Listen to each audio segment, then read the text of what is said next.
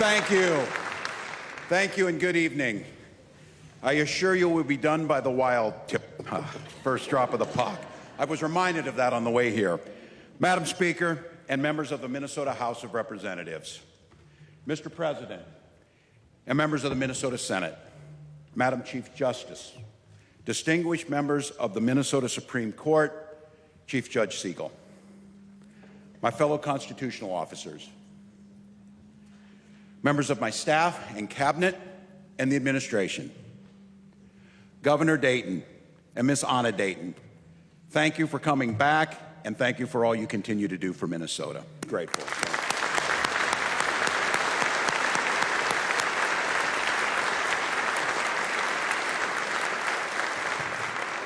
Distinguished tribal leaders, Chairwoman Kathy Shavers,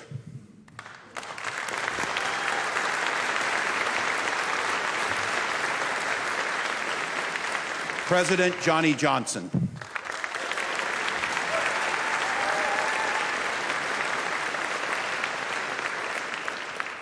escorts in the Minnesota State Patrol and the Minnesota National Guard,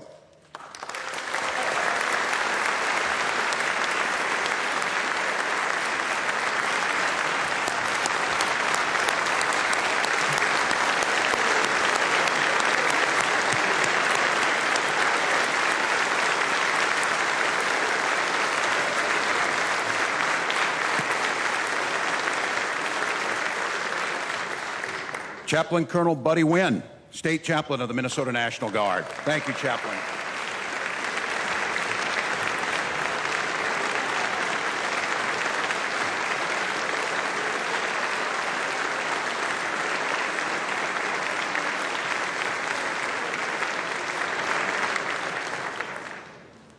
My partner, Lieutenant Governor Peggy Flanagan, and Minnesota's second gentleman, Tom Weber.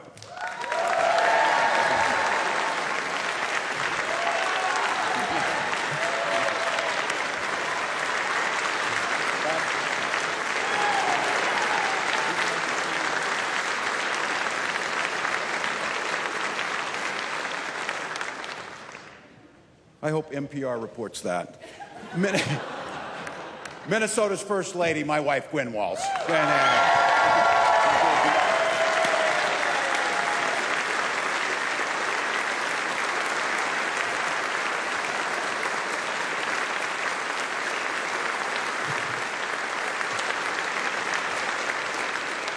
and my sister-in-laws are up there, so thank you. I'm on my best behavior.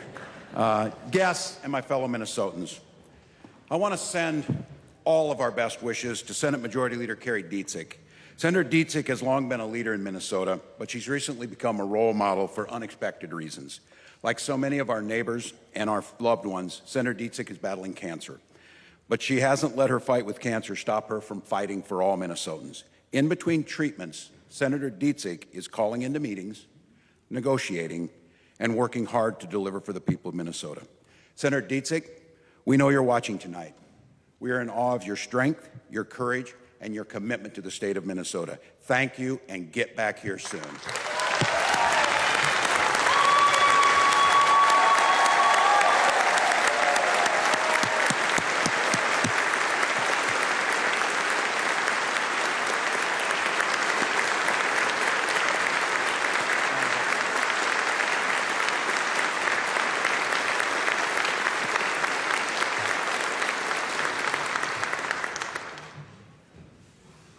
Half a century ago, a governor came to St. Paul with a mandate for change. Despite fierce opposition, he eventually won popular support for an agenda rooted in the belief that Minnesota could and should be the best place in America to raise a family. His plan reshaped our state's finances, invested hundreds of millions of dollars in our schools, lowered the costs for working families, and put Minnesota on a path to a brighter and more sustainable future for all. The national press called it the Minnesota Miracle, but it wasn't a miracle, not really. What it was patience and hard work, the quiet building of political will behind a vision that was shared by an overwhelming majority of Minnesotans. Last fall, the people of Minnesota sent me back to St. Paul to serve this state I love so much, but they didn't send me alone. Minnesotans elected the most diverse legislature in our state's history, one that's united around a shared vision of making this state the best place in America to raise a family. For all of you.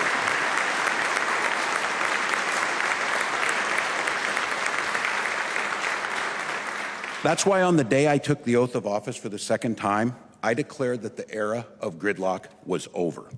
For 4 years, despite enormous headwinds and complicated politics, we did get a lot of good things done for the people of Minnesota.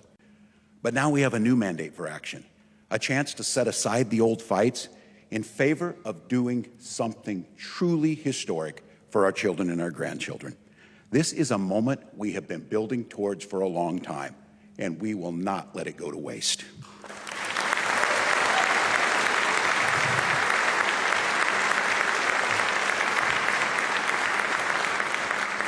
These bodies started up the session by cutting taxes by $100 million, making it a little bit easier for families to pay their bills and businesses to hire workers. And that was just the beginning of the work that we've done to strengthen the economy in every corner of the state. Thanks to a unanimous vote of this legislature, we unlocked millions in infrastructure funding to help rebuild and repair our roads and bridges.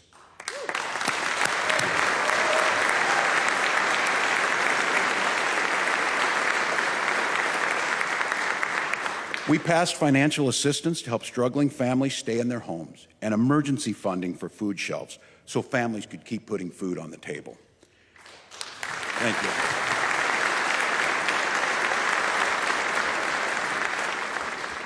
We got assistance for workers on the Iron Range to help miners when North Shore Mining went idle.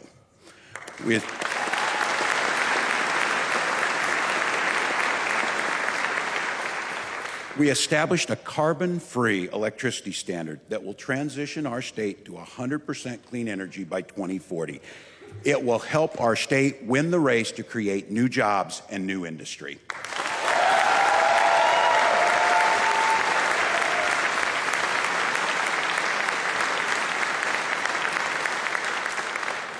New jobs are good. And just last month, I had the honor of signing into law a bill that will provide free school breakfast and lunch to every single child in Minnesota.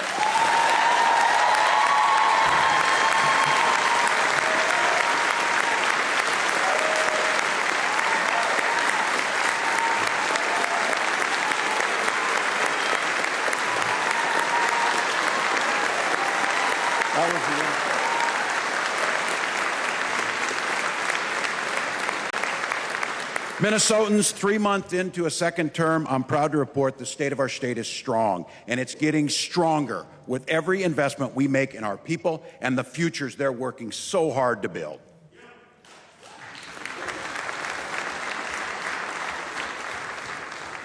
But make no mistake, Minnesota's strength isn't just our economy or our schools or our natural resources. Our strength comes from our values. The forces of hatred and bigotry are on the march in states across this country and around the world. But let me say this now and be very clear about this. That march stops at Minnesota's borders.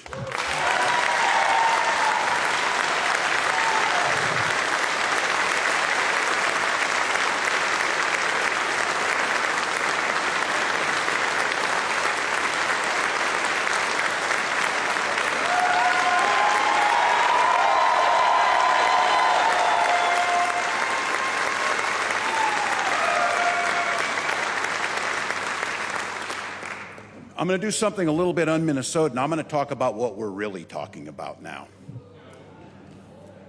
I've seen some of my fellow governors on TV. They find a lot of time to be on TV, and I hear them talking about freedom. But it turns out what they really mean is that government should be free to invade your bedroom, your children's locker room, and your doctor's office.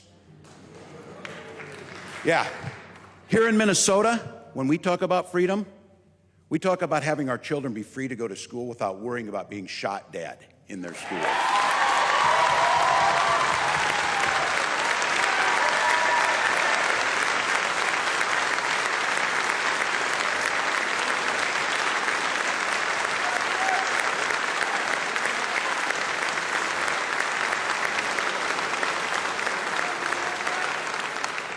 Look, I'm only the governor of this great state. It's not up to me how folks in those places, folks like Florida, go about their business. But I got to tell you, I'm pretty glad we do it our way here and not that way. If you need any examples to maybe change your mind on this one, they're banning books in their schools. We're banishing hunger from ours.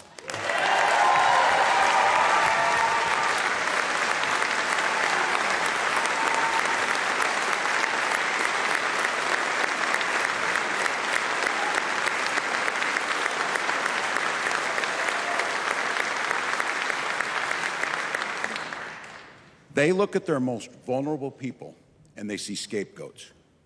We look at our most vulnerable people and see neighbors.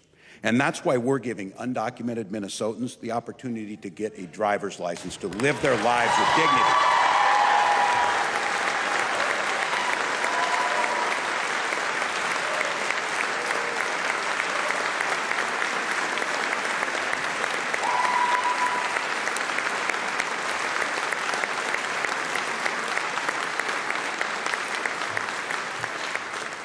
They see people trying to vote as a threat to their power. We see it as a source of pride, and that's why we restored the right to vote for 55,000 of our citizens.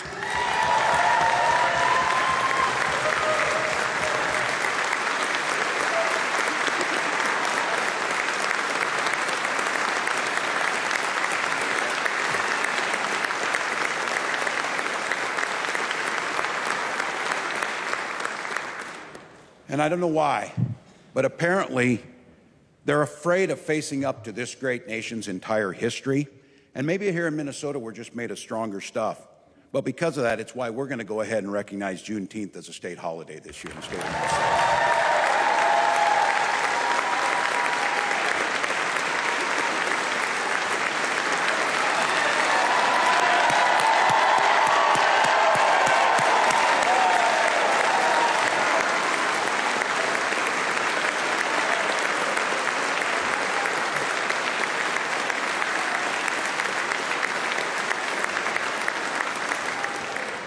Some of these folks want to put bullies in charge of your health care. We'd like to put you in charge of your health care and put bullies in their place. And that's why we protected access to gender-affirming health care and established an ironclad right to reproductive freedom.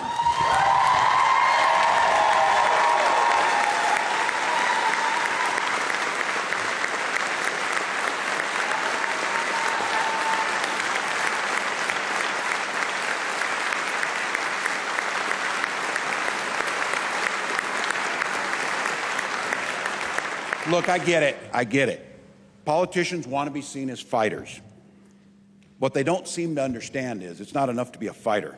You've got to choose the right fights. And if there's one thing I hope folks across this country recognize and take away from what you're doing here in Minnesota, is it's amazing what you can accomplish when you stop complaining about corporations going woke and start giving a damn about real people and real lives. It's not that hard. It's not that hard. So I'm just here today. Let's keep choosing the right fights. Let's keep going to bat on behalf of regular Minnesotans. And let's keep making Minnesota the best place to have that family. That's what this year's budget and discussion is all about. The plan that we've put forward is starting to work on how do we make life more affordable for people. It focuses on families who need it the most. A nation-leading child tax credit would put billions of dollars back into the hands of the people who need it the most. If we did nothing else this legislative session, that would reduce child poverty by 25% in the state of Minnesota.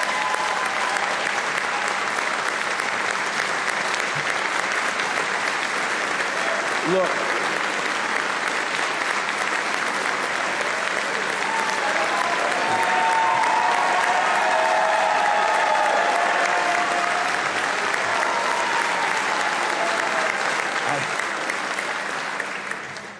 Look, it's not just an moral imperative or the right thing to do.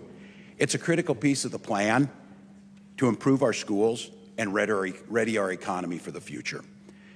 And that's just the start of what we can do for Minnesota families. Our plan would send a portion of the surplus right back to Minnesotans in the form of a check so that they can pay for everything from gas and groceries to summer camp and college tuition as they see fit.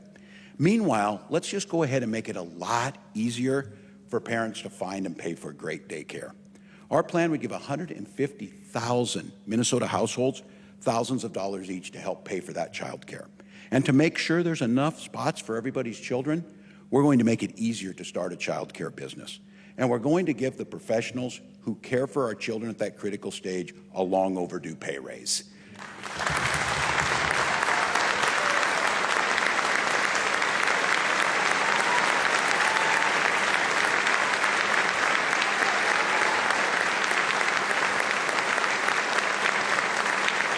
Focusing on our family, focusing on our children. The plan adds 25,000 public pre-K seats to make sure there's a place for your child. And it also invests in early learning scholarships for families who need it the most to make sure they get to make the choice that's best for their family. Everyone in this room who's a parent knows those first 5 years of your child's life, nothing gives you more anxiety than trying to balance work and family. And making great child care accessible and affordable will make that stress a whole lot less. And by the way, so will universal paid leave.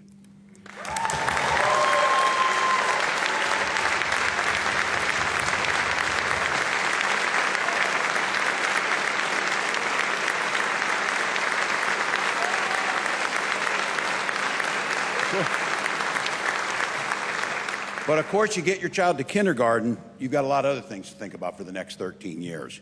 No parent in Minnesota should and will settle for second best when it comes to their child's education.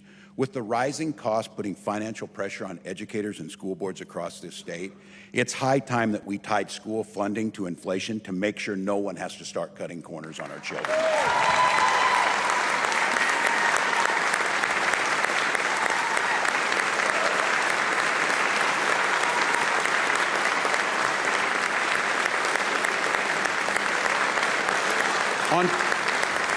On top of that, this plan invests billions into the education system, including more than 10% on the general education funding formula over the next 4 years. It will allow us to invest in the heroic teachers who are doing this work every single day.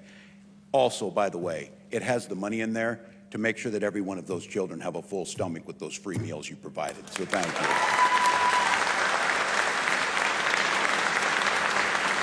We know the stresses our children face in a modern world. This plan addresses the mental health needs, allowing for more school counselors, more nurses, more social workers to make sure that no child falls through the cracks.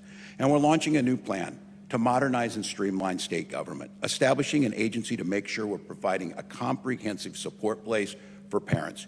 Whether it's early learning, food assistance, or anything else, you ought to have somewhere where you can go, one place you can go to access all those resources. This plan will do just that.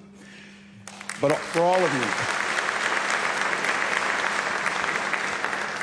you, you'll get more enthusiastic about that as the month goes on. So, of course, putting families first also means upholding our first and most basic responsibility for all of us, keeping our communities safe.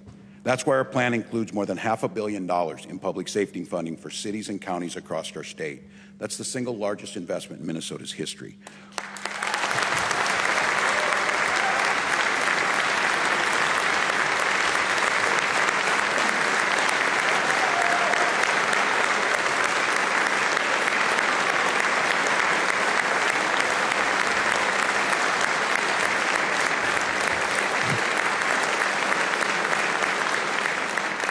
Whether it's a surge in car thefts or taking on the opioid epidemic, our first responders and law enforcement agencies, they've got an awful lot to deal with. They should have the resources necessary to tackle the issues that face communities. But we can't talk about public safety.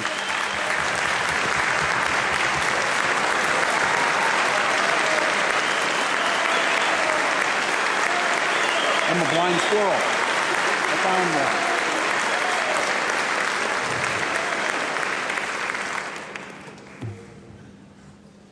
On the theme of talking about what's real out there a little bit, we can't talk about public safety without talking about guns. So let's have that conversation. I'll go ahead I'll go ahead and put my credibility up against anyone on this issue. I'm a veteran and I'm a hunter. And for many years, I was one of the best shots in Congress, and I got the dang trophies to prove it. I know guns as well as anyone, but I'm sick and tired of talking about that, because I'm not just a veteran, not just a hunter, not just a gun owner. I'm a father, and for many years I was a teacher. And we all know damn well weapons of war have no place in our schools, in our churches, in our banks, or anyone wants to live in peace.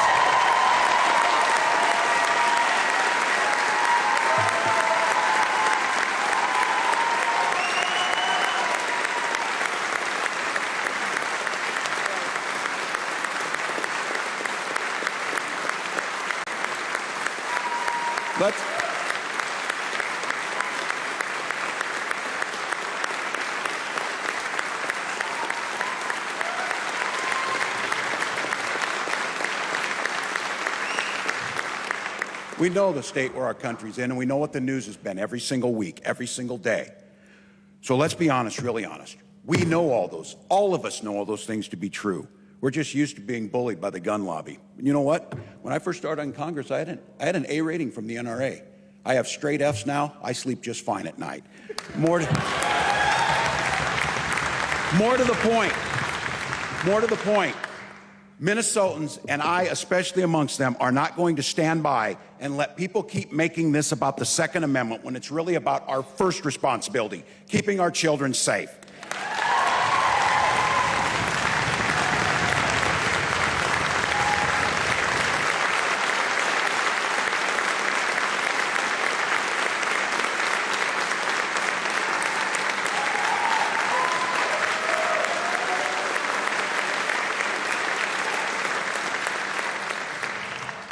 Be very clear. The time for hiding behind thoughts and prayers is long gone. What we need is action, and we need it now. So here's what's going to happen. We've got gun safety bill on the table, and we're going to get it passed. And I'm going to sign it.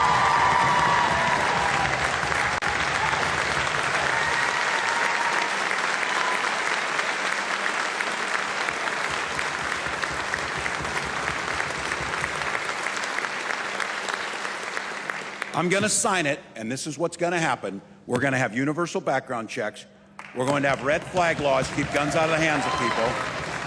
And we're going to have lawful gun owners not be impinged upon one bit to continue doing what they've already done. These are smart policies. If there's anybody that doubts, anyone in America doubts that we're going to take meaningful action to protect our kids, I've got two words: watch us.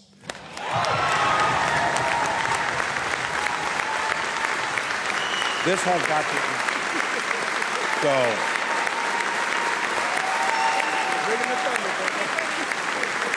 well, there's so much more to this plan. We're going to increase local government aid to reduce property taxes, funding to replace lead pipes, rebuild aging roads, tax credits for electric vehicles. We've got a real opportunity here, people, to improve our infrastructure, grow our economy, and create a lot of new jobs in the process. Oh, by the way, those are going to be good-paying union jobs. Minnesota.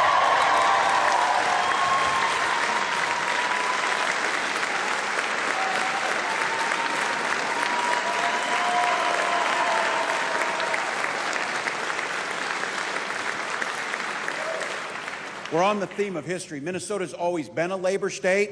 Minnesota always will be a labor state. Look, these are pragmatic ideas.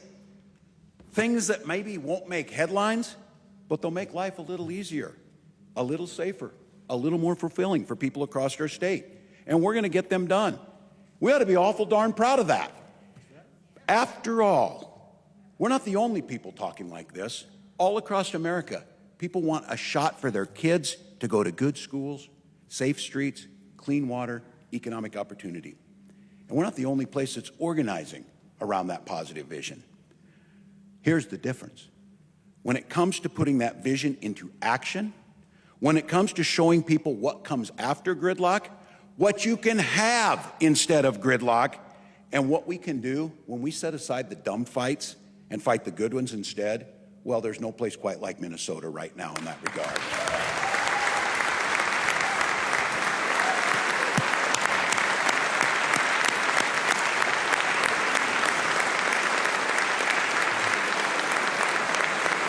Look, that's a credit to everyone involved in our state's democracy, starting with the folks in this room tonight.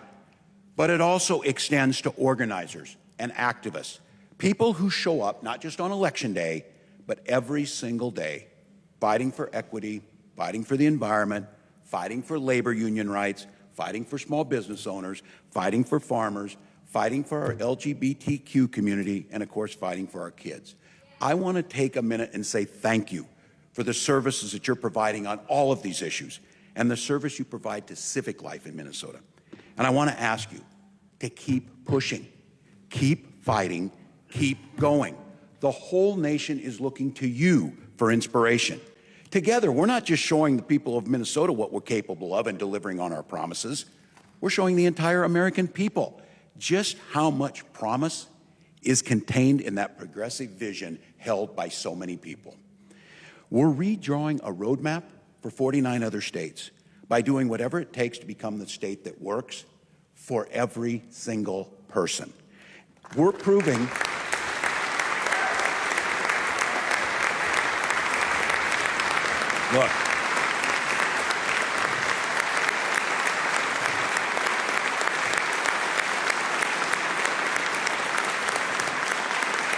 we're proving not only can you campaign on this idea of looking to the future, on compassion and decency, you can actually govern that way. 50 years after the Minnesota Miracle, we've got another chance to be America's North Star, an opportunity to carve out a piece of the country where no child is left hungry.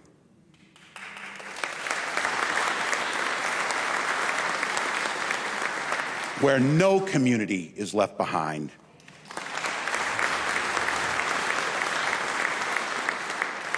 And nobody gets told they don't belong.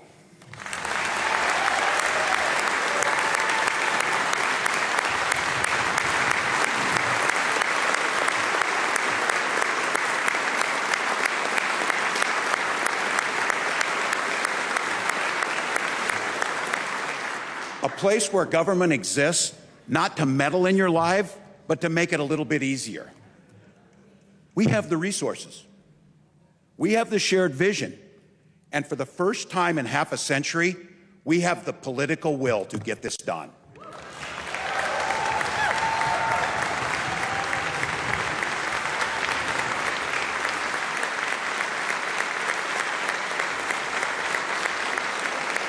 Let's not waste this opportunity. Let's get to work building a state that we're proud to raise our kids in. We're proud to start a new business in. A state we're proud to go out and brag about.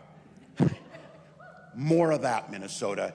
We've turned a place in Minnesota where everyone is valued, everyone is seen, everyone is heard, and we're cutting the edges on the technology that we need to be there in the future. So let's get started today.